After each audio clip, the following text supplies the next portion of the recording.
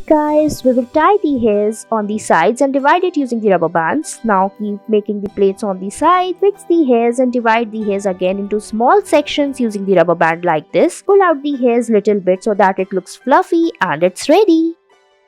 Next, we will tie the ponytail and then make the plaits on the hairs like this. Fix the hairs using the rubber band, fix it on the top. Now tie the hairs, hold it like this and fix it on the top inside a bun and fold the hairs around it and your bun is ready. I hope you liked it.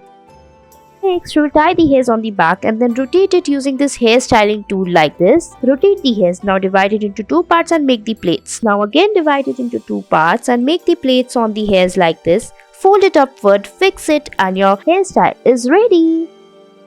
Next, we will tie the ponytail and then make the plaits on the small section. Now tie the hairs, rotate it and fix it in a bow shape on the top. Fix it using the rubber band like this. Now we will tie the hairs again and then divide the hairs into small section using this rubber band and it's ready. Thanks for watching.